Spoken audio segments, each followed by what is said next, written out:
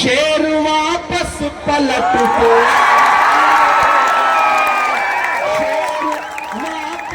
पलट के आएगा। कोई साजिश, कोई तिकड़म आपके लोकप्रिय विधायक का बाल नहीं बांका कर सकती। और यहां एक बहुत जज्बाती बात कहने के लिए आपसे आया हूं। राणा माजरा वालों, समालखा वालों, आप तो इस बात पर ईमान रखते हो ना कि मजदूर का पसीना सूखने से पहले उसकी मजदूरी उसे दे दी जाए। रखते हो ना इस बात पर ईमान? मैं रखता हूं, क्योंकि ये हमारे बुजुर्गों का कौल है कि मजदूर का पसीना सूखने से पहले उसकी मजदूरी उसे दे देनी चाहिए। तो याद करो, आज से कुछ दिनों पहले का वाकया कि जब पूरे मुल्क में नफरत परोसने की कोशिश की जा रही थी, तब दिल्ली से एक इंसान उठ खड़ा हुआ। उसने कहा कि मैं कन्याकुमारी से कश्मीर तक जाऊंगा, अपने पैर के छालों की परवाह किए बगैर एक नारा लगाऊंगा कि नफरत छोड़ो, भारत जोड़ो। एक नारा लगाऊंगा कि नफरत के बाजार में मोहब्बत की दुकान खोल रहा हूं।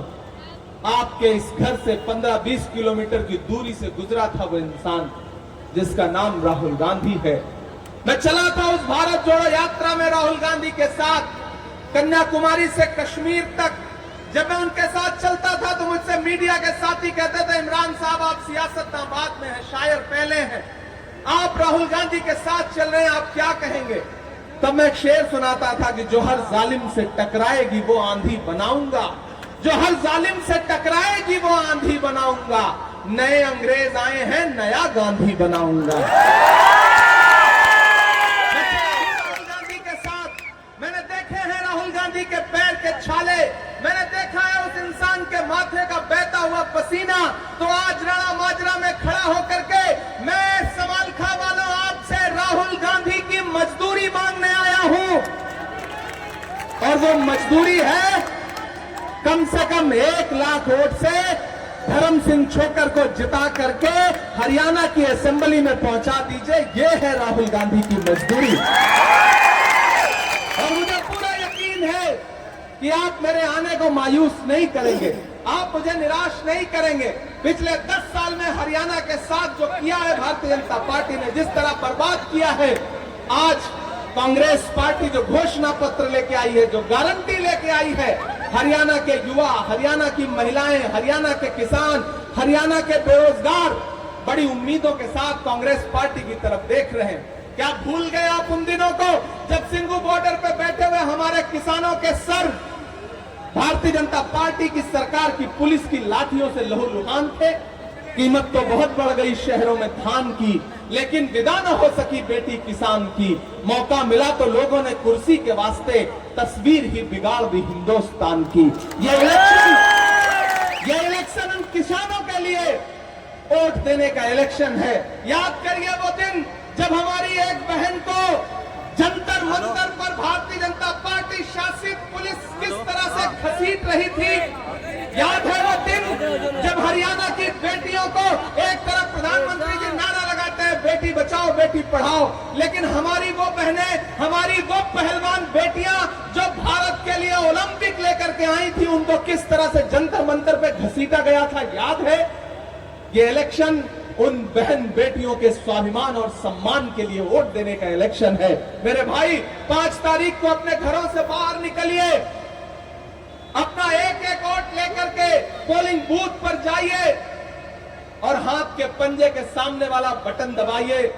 हाथ के पंजे के सामने बटन दबाकर 5 तारीख को आपका धर्म सिंह छोकर को दिया गया एक वोट सिर्फ धर्म सिंह छोकर को नहीं मिलेगा, मोहब्बत के उस मसीहा को मिलेगा जिसका नाम राहुल गांधी है। आपका दिया गया एक वोट आपके पुराने लोकप्रिय मुख्यमंत्री भूपेंद्र सिंह हुड्डा को मिलेगा। आपका एक वोट हमारे साथी और हमारे पार्लियामेंट में भाई दीपेंद्र हुड्डा को मिलेगा। आपका एक वोट धर्म सिंह छोकर को जो दिया जाएगा वो आदरणीय मल्लिकार्जुन खड़गे जी को मिलेगा। और सबसे बड़ी बात कि धर्म सिंह छोकर को दिया गया आपका एक वोट इमरान प्रतापगढ़ी पे आपका एहसान होगा। मेरे इन कांधों पर अपना एहसान ला दिए मैं कोशिश करूंगा कि सारी जिंदगी उस एहसान का कर्ज उतारूं। अभी हजरत कह रहे थे कि इमरान को हम बहुत दिन से मुशायरे में बुलाना चाहते थे, लेकिन बात नहीं हो सकी। अगर मुझे पहले पता चला होता कि इतनी मोहब्बत करने वाले लोग राणा माजरा और उसके आसपास रहते हैं, तो मैं किसी दिन ऐसे ही दूध पीने, चाय पीने आ गया होता। आज सियासी जलसे में आया हूं, लेकिन एक वादा करता हूं कि आप सबसे बड़ी जीत राणा माजरा और इसके एतराफ के बूथों से दीजिए भाई धर्म सिंह छोकर साहब को। 8 तारीख के बाद यही मैदान होगा, एक शाम होगी, आऊंगा, पूरी रात जितनी शायरी आप चाहेंगे उतनी शायरी आपको सुनाऊंगा। मैं आपसे वादा कर रहा हूं। इसलिए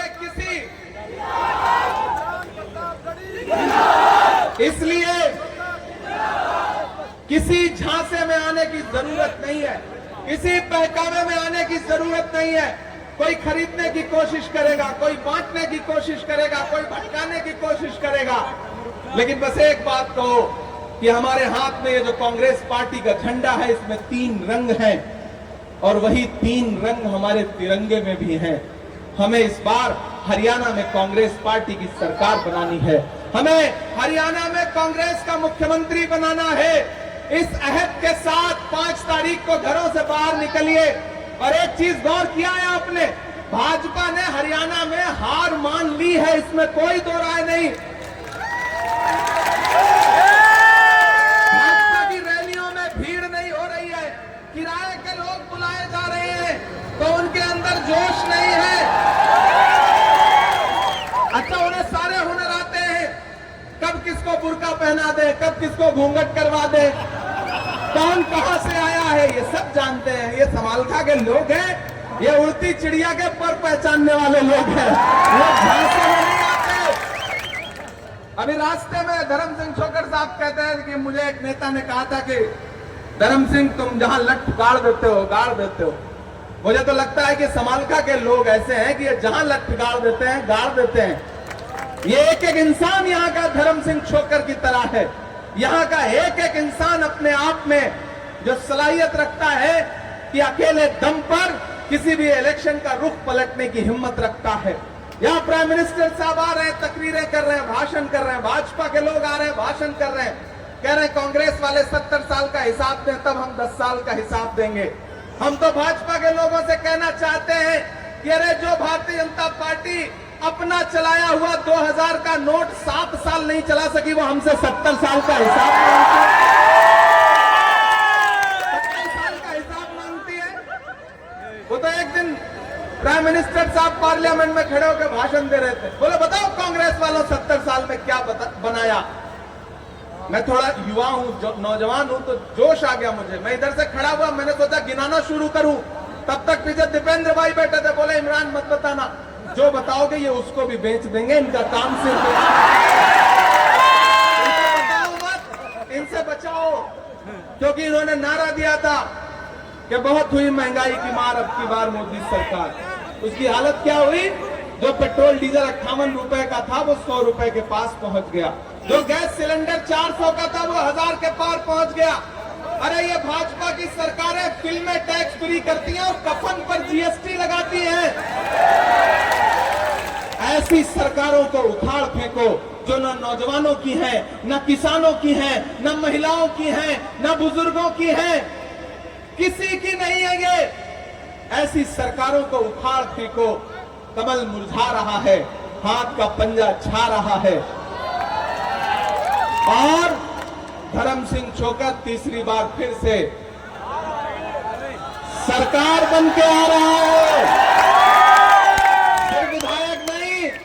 और इस बार तो यह बात क्लियर है, हिंदुस्तान के किसी भी न्यूज चैनल का सर्वे उठाओ, मीडिया नहीं बल्कि गोदी मीडिया का भी सर्वे उठाओ, तो वो भी कह रहे हैं कि हरियाणा में कांग्रेस की सरकार बन रही है।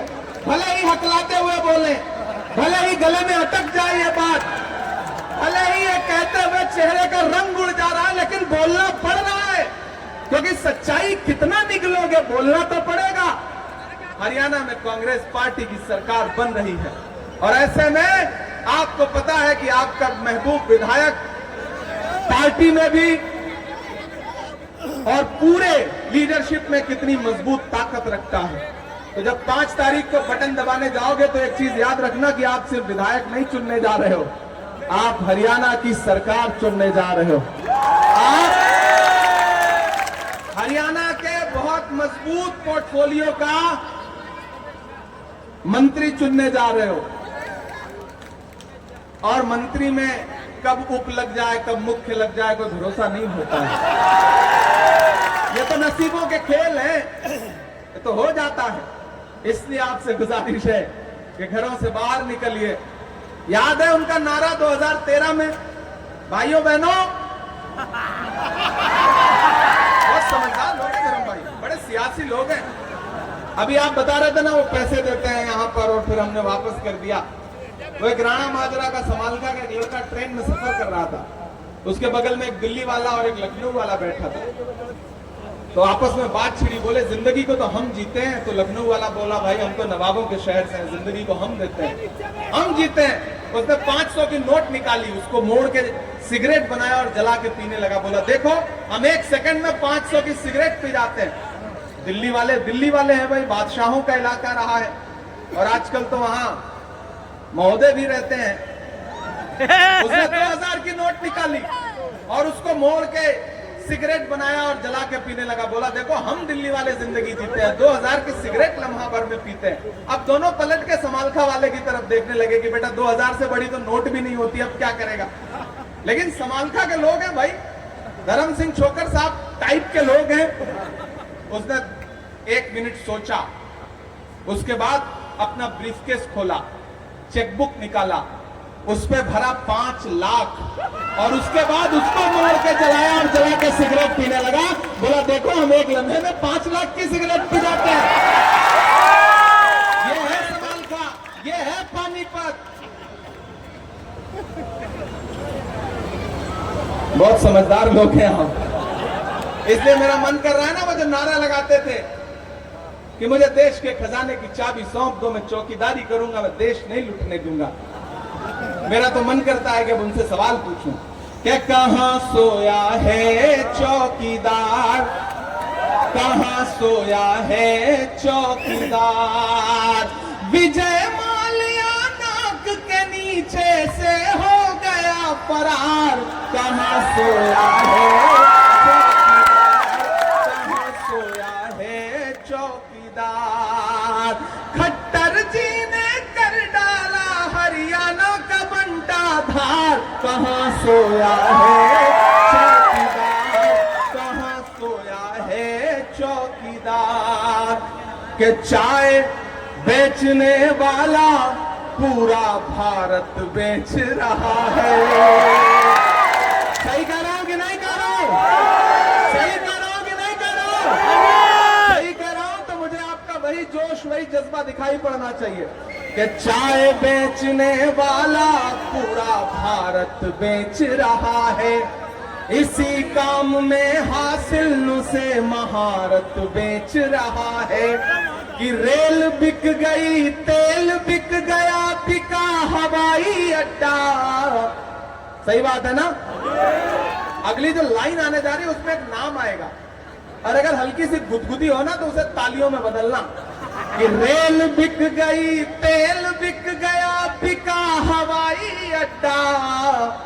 सब कुछ बिकता देख के खुश हैं अपने जेपी नड्डा। क्या जनता महंगाई की मारी करती हाहाकार, कहां सोया है चौकीदार, कहां सोया है चौकीदार। मतलब की बात समझ में आती है लेकिन बात का मतलब बहुत कम लोगों को समझ में आता है। तो एक बात ध्यान में रखना कि भाजपाइयों के झूठ में मत फंसना। ये झूठ बहुत अच्छा बोलते हैं, प्रधानमंत्री जी तो और शानदार बोलते हैं, भावुक हो जाते हैं, जज्बाती हो जाते हैं। एक दिन रोहित वेमुला की मौत के बाद एक जगह भाषण दे रहे थे, भावुक हो गए। जब भाजपा पे बड़े आरोप लगे, हमारा एक दलित साथी जो मारा गया था, तो भावुक हो गए। तो मुझसे एक दिन मीडिया के साथियों ने कहा इमरान साहब आज तो प्राइम मिनिस्टर साहब बड़े जज्बाती हो गए, आज क्या कहेंगे आप? मैंने कहा भाई मैं तो शायर हूं, मैं तो बस एक शेर सुनाऊंगा कि वो अब तिजारती पहलू निकाल लेता है, मैं कुछ कहूं तो तराजू निकाल लेता है, मैं इसलिए भी तेरे फन की कद्र करता हूं, तू झूठ बोल के आंसू निकाल लेता है। झूठ के चक्कर में मत फंसना, वो आएंगे, झूठ बोलेंगे, धोखा देंगे, बरगलाएंगे, बहकाएंगे, बांटेंगे, किसी झांसे में नहीं आना। वो भाजपा के एक मंत्री यही हरियाणा के गांव में गए और गांव वालों को इकट्ठा किया, बोले साहब अब तो चुनाव का मौका है, बताओ तुम्हारी जो समस्याएं हैं मैं इन्हें खत्म करना चाहता हूं। गांव के लोग आपकी तरह भोले भाले थे, इकट्ठे हो गए, बोले साहब 2 समस्याएं। बोले पहली बताओ, बोले गांव में हॉस्पिटल नहीं है। उन्होंने अपना मोबाइल निकाला, फोन लगाया और लगे डांटने, बोले सीएमओ साहब इस गांव में हॉस्पिटल नहीं है, कल तक यहां पर एक टेम्परेरी हॉस्पिटल खड़ा हो जाना चाहिए। फोन रखा, फिर गांव वालों से बोले दूसरी समस्या बताओ। गांव वाले बोले साहब गांव में मोबाइल का कोई नेटवर्क नहीं है, ये दूसरी समस्या है। तो ये झूठ बहुत बोलते हैं, इनके झूठ में नहीं फंसना है। एक एक वोट, जिस तरह से आज आपने 10 घंटे का रोड शो निकाला, आप नहीं थके, हम लोग भले थक गए हो, आप नहीं थके, आप दौड़ते हुए हुजूम के साथ आ रहे थे। उससे लग रहा था कि कितना प्यार करते हैं, कितना जोश है आपके अंदर, कितनी मोहब्बत करते हैं आप अपने इस महबूब नेता से। मैं तो ये कहता हूं कि कोई आ जाए, कोई बड़ी से बड़ी ताकत आ जाए। मैंने सुना है कि कई आके लौट भी चुके। समालखा धर्म सिंह छोकर का है, रहेगा, रहेगा। कोई ताकत हो नहीं सकती है, कोई ताकत, कोई दिल्ली की ताकत, कोई चंडीगढ़ की ताकत, कोई हरियाणा की ताकत धर्म सिंह छोकर को हटा नहीं सकती। धर्म सिंह छोकर तो सबसे कह रहा है अलल ऐलान कि गमों की धूप में भी मुस्कुरा कर चलना पड़ता है। ये दुनिया है, यहाँ चेहरा सजा कर चलना पड़ता है। तुम्हारा कद मेरे कद से बहुत ऊंचा सही, लेकिन चढ़ाई पर कमर सबको झुका कर चलना पड़ता है। तो भाई धर्म सिंह छोकर के लिए आखिर में बस ये अपील करूंगा, एक और सभा के लिए जाना है, मैंने वादा कर लिया है, आप जिताइए। ये आपकी असेंबली में खड़े होकर के आपके मुद्दे पर लड़ेंगे। और मैं एक छोटा सा वादा कर रहा हूं कि मैं देश की सबसे बड़ी पार्लियामेंट में, पंचायत में बैठता हूं, जिसे राज्यसभा कहते हैं। मैं वहां जरूरत पड़ी तो वहां आपके मुद्दों पर, आपके लिए जब भी मुझे आप आवाज देंगे, मैं वहां पे लड़ूंगा। ये यहां पर मिनिस्टर बन के, विधायक बन के और शायद ताकतवर बन के आपके लिए लड़ेंगे, काम करेंगे। मैं वहां पार्लियामेंट में बैठूंगा, वहां लड़ूंगा। इससे अच्छा ऑफर क्या हो सकता है? एक के साथ एक फ्री मिल रहा है, और क्या हो सकता है?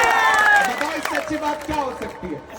एक को जिताओ, साथ में एक फ्री पाओ, इससे अच्छा ऑफर कुछ नहीं हो सकता। और हमारे और धर्म सिंह छोकर के वादे नरेंद्र मोदी जी की तरह जुमले नहीं है, बिल्कुल सच्चे हैं। जबान वाले लोग हैं हम, जबान के लिए जो कुछ कुर्बान करना पड़े हम कुर्बान करने वाले लोग हैं। आखिर में मैं चाहता हूं कि जहां है, जैसे हैं, मुझे पता है उजाला कम है में होनी थी, लेकिन देश देखे कि हम लोग आए तो रात हो चुकी है, 8 बज रहे हैं, 8:15 बज रहे हैं, लेकिन हजारों का हुजूम है, लोग खड़े हैं, कुर्सियां कम पड़ गई हैं, सड़क पर खड़े हैं।